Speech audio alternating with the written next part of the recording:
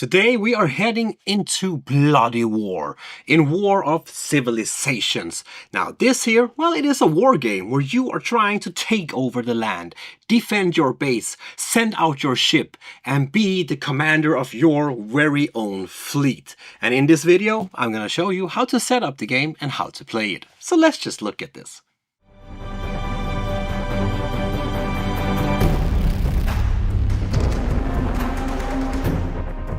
We need to place the central continent board in the middle of the play area. And in the middle of the central playing board, we place 15 magic crystals. Then each player should take their very own player continent board. This will be your continent during the game. And down here is your base. But we will look at this more in a little bit. We then shuffle the power cards and take the top 4 and place them face up next to the deck. We have the ocean crystals, the aluminum wood, plus the ammunition decks divided into their different tiers. And the last pieces of magic crystals, all of this is placed in the center of the board for all players to easy reach. On the central continent board, we also need to place out some lost expedition tiles. And we place these on each hexagon square around the center. Once we have done this, we also need to place one magic crystal on each of these tiles. We then need to place the turn track token on the starting position on the turn track. Next, we do the player setup. First thing we need to do is to choose a character we would like to portray as. In this case, Yumi. And then take the player mat corresponding to that character. We also need to take all of the ships in the same color as our character. In this case, the green ships, because, well, Yumi is green. Now, these pieces here comes in different shapes. These here are the deluxe version, otherwise it would be tokens.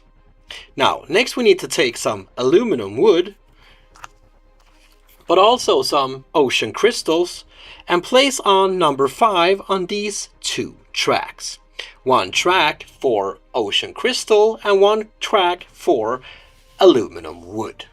We also need to take this combat card here that helps us along in the combat.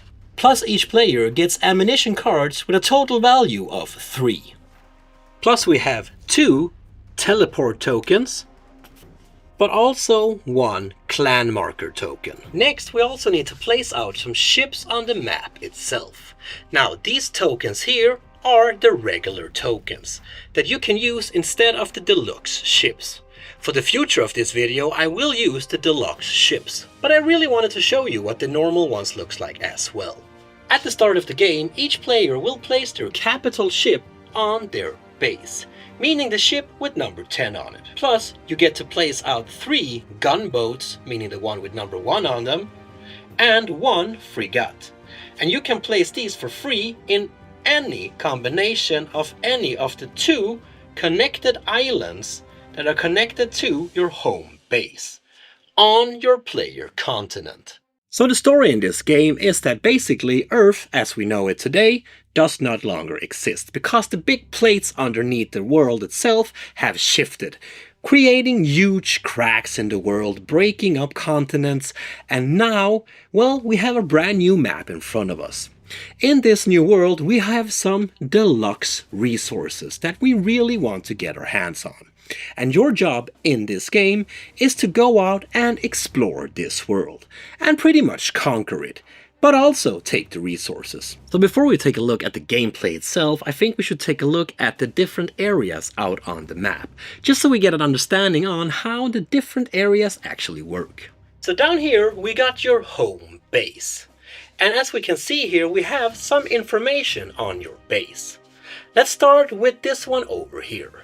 This here is the defense strength of your home base, which is 10. Down here we have a little flag. This is actually the fleet capacity, meaning how many ships that can be stationed on this island. Down here you have the resources. These are resources that you can harvest during the game. And up here you got a built-in teleporter.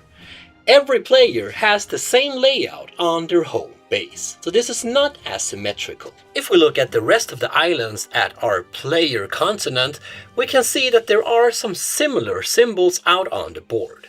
We got ship capacity, we got resources. Here we have a teleporter, but this one is crossed over, not like the one on your home base. This actually means that you cannot build a teleporter on this island. Up here you can get aluminum wood. Over here you could get ammunition. Up here you can get ocean crystals, which is all stated at the bottom left part of the different hexes. And your home base is quite important, not just for the resources on it, but also because that if you lose a battle on your home base, well, you are eliminated from the game. So you better protect that base, my friend.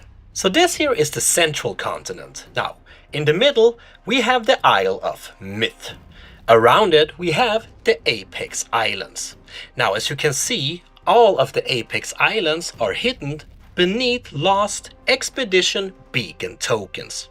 And if you reach one of these, you can spend resources to be able to collect cases full of magic crystals.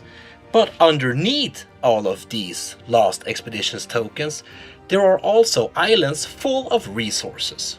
The Isle of Myth is in the epicenter of the central continent, and this one is known to have unlimited resources that can last forever. And that was the different maps and how they work. Now we're taking a look at our player turn, because during your turn you can do quite a lot of different actions. And during a player's turn you can choose to do 2 out of all of the actions, or actually 3 if you control all of the islands on your player continent. But what can you do during a turn? Well, let's look at that. The first action I would like to show you is how you move or redistribute your ships. You can move your ship to an adjacent area that you do not already occupy. This one here, for example. Now, if you ever move into an area where there is an enemy ship, a battle would start. But we will look at battles in a little bit. But to be able to dock at any of these islands, it needs to be a dockable island. Because these 2 islands down here have this blue thick border around them. Meaning that your opponents can't dock on these islands. But the other ones that do not have this blue border are considered to be dockable islands. The Apex Islands on the central board are also considered to be dockable islands. But the Isle of Myth in the center is not a dockable island. And when you enter any of the Apex Islands, it is only the capital ship that can go here first. Once a capital ship have gone here, meaning your ship with number 10 on, well then the rest of your ships can follow, if you would like to. But once your ship do enter the lost expedition tiles, well, you need to pick this tile up and in secret look at it, because here there is a cost. And you need to be able to pay this cost to be able to actually explore this area. If you can pay this, well, you will get the magic crystals that are placed above these tokens and be able to actually enter the area. But remember, it is your ship with number 10, the capital ship, that needs to enter these areas first. So that's the way you can move one ship, one step to a location that you do not already control. But you can actually also redistribute ships. Here you can move several ships, if you have the right conditions. To be able to redistribute ships out on the map, you need to have a connected line of occupied islands. Here we have 3 islands that you have occupied, meaning that you could move 1 or several ships from this location up to this location. Like this, for example. But you would not be able to move any ships over to this island here because, well, you are not connected with it yet, as you do not have any ships on this location. So that's two ways you can move your ships, but there is actually a third way, because just before you do your move action, you have a free action where you can build a teleporter. To be able to build this, you need to pay resources. The amount of resources you need to pay is stated on your player mat, but then you get to place out one teleporter on a controlled area, and you get to place out the other teleporter on an uncontrolled area, giving you access to a new area far away really fast. These teleporters are quite important in your gameplay and could be a vital part of you actually winning the game. Once you have paid for it and placed it, well, you can of course use it how many times you want to, but if you would like to move this teleporter to a different location, you would need to pay the full amount of resources once more. And several players can actually build teleporters on the same location. Thus, now this location is actually considered to be a part of your connected lines, meaning that when you redistribute ships, this one is actually a part of your net. So now you could move ships quite far away. The next action I would like to show you is how you collect resources. Because remember I told you that there are resources out on the different islands. Well, wherever you have a gunboat, meaning the boat with number 1 on them, you can collect resources. In this case, 1, ammunition. But if you have several gunboats, like in this case here, you can still only collect 1 of those resources. And you need to have at least 1 gunboat at that location. All of the other ships do not count as resource collectors. But your home base is actually a little bit different, because here you get 2 resources of each resource, which is quite a lot. Whenever you get ammunition, you take an ammunition card. But when you get the ocean crystals or the aluminum woods, you move this token up, the amount of steps as you get resources. The same way when you use a resource, you would move it down instead. And when you have the right amount of resources, you can also choose to build new ships, because a fleet without any ships is quite a bad fleet, my friend. Now, you can actually build several ships in one action, and the amount of resources you need to pay is stated on your player mat. Now, once you pay a certain amount of resources, you just move the little tracker down, just as I showed you before. And you can build as many ships as you have in your reserve. Once your reserve is empty, well, then you cannot build any more ships. Once you have built a ship, you can place them in any location that you control, but not on the Isle of Myth. Another action you can choose to do is to buy one of the available power cards out on the market. To be able to buy a card, you need to be able to pay the resource stated at the bottom of the card. During your turn, you can choose to buy 2 power cards at a maximum, and your hand limit is also 2 cards. Now you can choose to save these actions for a later purpose or use them right away. If you choose to reuse them, well, you simply discard the card and do whatever that card says. Now, these power cards are quite powerful, so make sure that you use these in the best way. When a player buys 1 or several power cards, we need to refill the market right away. Now, out on the islands, you have this little symbol here, representing 1 magic crystal. During your turn, you can choose to mount a crystal to any location that you control, with an exception for the Apex Islands, because, well, they do not have that symbol. But when you do this, you need to pay 2 aluminum woods. But then you actually open a whole new ability. Because when you mount one of these crystals to one of your islands, you open the ability to be able to convert resources. And the conversion is 1-for-1 conversion, meaning that if you, for example, spend 2 of these ocean crystals, well, then you could get 2 ammunition card. But depending on where you have mounted these crystals, you will be able to convert different things. So in this case here, for example, the yellow player has mounted a crystal on an island that produces ammunition, which is why they can convert resources into ammunition. But to be able to convert resources into other materials, well, then they would need to mount crystals out on islands that has other materials. But you can also spend crystals to upgrade your clan leader. In this case here, you would pay 1 magic crystal and simply move your clan leader token to the other space out on your player mat. And now you have unlocked new abilities. The token I use here is a privateer token and is actually a part of the expansion, Rise of Pirates. This can be used as a clan marker token as well. Otherwise, there are similar clan markers in cardboard in the box as well. So these little crystals here can be used for quite a lot of purposes. And when you mount them on any of the spaces out on the islands, you need to pay resources. But you can actually also dismount them if you want to. If you maybe want to move them around or whatever you are planning. But then you would also need to pay the same amount of resources. So the main objective of this game is to control the Isle of Myth, meaning the isle in the central board. Now, this is a war game, meaning that 2 players just cannot coexist on the same island, which is pretty much like real life, isn't it? Well, anyway, whenever a player moves into an area where there is another player, a battle will start. So if, for example, the yellow player chooses to move their ships into the same location as the green player, well, a battle would start.